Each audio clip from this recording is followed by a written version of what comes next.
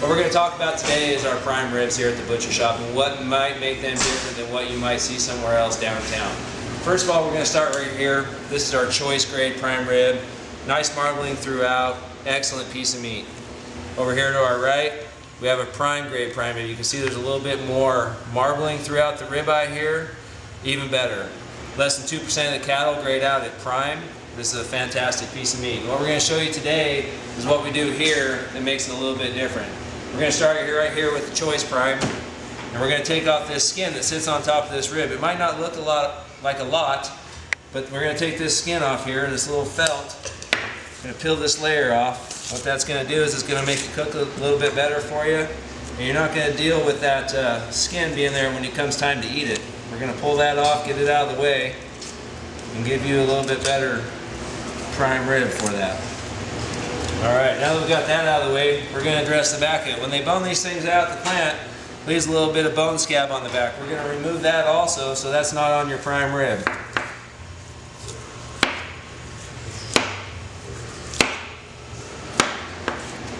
Okay, so we've removed that also. Next we're going to go ahead and loosen these back ribs off the back so that when you're done cooking it, they just fall right off. And you have a nice boneless ribeye that you can slice through real nice and easy, and your back ribs will be already cooked, seasoned, if you want to season them. And then you can just fight over those rib bones like they do at my house when we have them for Christmas.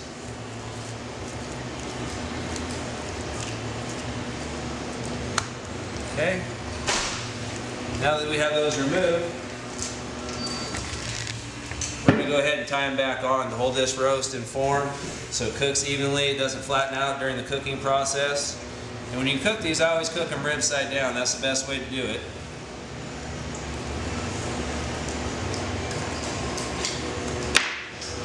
Everybody's got their own idea how to cook a prime rib. We do ours about 350, about 12 to 15 minutes per pound. Like to pull them out at about 128 degrees. Gives it a nice medium center. You want to let that rest for about 10 to 15 minutes. And if you like it a little more well done, then we'll just cook a little bit longer. The other thing we can do for you down here at the butcher shop is we can cut these any size you like. It doesn't matter if you want 1 rib, 2 ribs. There's 7 ribs available on the whole prime rib, and they range about 18 to 20 pounds whole. But if you got smaller needs, we'll cut you any size that you need. We can even pre-season it for you if you'd like.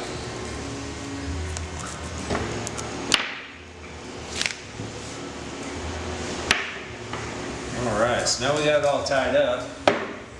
We cut this roast any size the customer might need. Now if you notice, these 2 ribs were about the same height when we started, but by tying it, it gave us a nice rounded, uniform roast all the way through, whereas this one's still flat, but as we tie it, it'll get more rounded up also.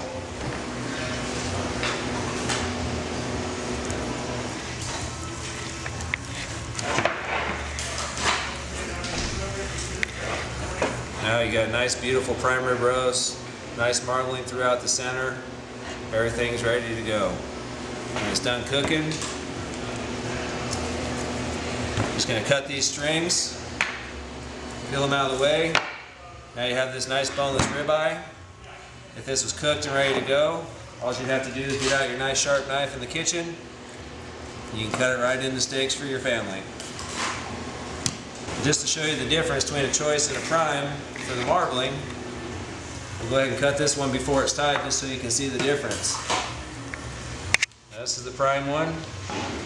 Here's the choice one. You see more marbling in here. It's going to be a little bit more flavor, a little bit more juicy.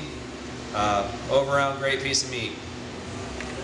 One of the other things that we carry here at the butcher shop that you might not find everywhere else, this is an American style Kobe beef out of Klamath Falls. So this is about as local as you can get for a piece of meat, especially for something as high-end as an American style Kobe. This beef is raised, it's slaughtered in Klamath Falls. It's a fantastic piece of meat. You can even see compared to the prime, has even a little bit more marbling. These things are fantastic. They melt like butter. If you guys want something like this is another item that we have for you that you're probably not going to find anywhere else. We're happy to take care of you and get that for you also. This here is a dry aged prime rib. It has about 60 days age on it. We do these here at the butcher shop. It's pretty ugly right now. But we're going to go ahead and take it apart and show you what's hiding underneath. You know, it's the diamond in the rough right now. So we're going to start with this big piece of meat here. We're going to go ahead and take it apart. Get down to the good stuff.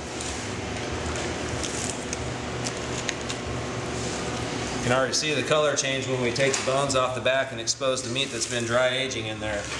The reason we leave all this fat on the outside is to protect the meat on the inside so we can dry age it for that length of time and still have a nice, beautiful piece of meat. Go ahead and clean these edges up on the saw, cut through our bone, clean this all up.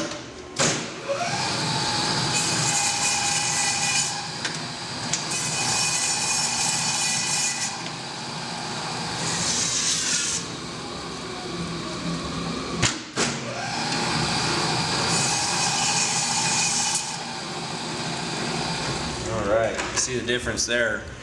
See the dryness line kind of creeps in here all around the edges. Even though it had that big layer of fat on there, it's going to have a lot less blood in it, a lot drier. It's going to bring out the natural flavors in the meat. So we're going to go ahead and finish taking this apart over here on the table real quick.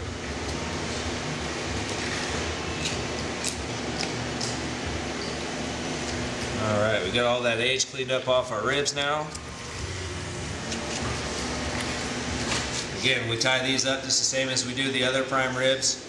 That gives you a real good idea of a dry aged prime rib and kind of where it starts and how it gets its beginning and where it finishes at before it gets to your guys' plate.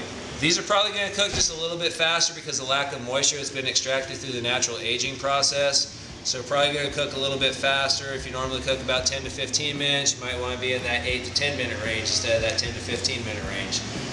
Again, meat thermometer is always the best thing to use. And when you put that meat thermometer in the roast, you want to put it right in the end, making sure that it doesn't touch a bone. Bone's going to give you a false reading. It's going to read a little warmer than the actual meat will. So you want to put that in the geometric center of the roast. Try to get to the heart of it. That's going to give you your most true temperature that you can get.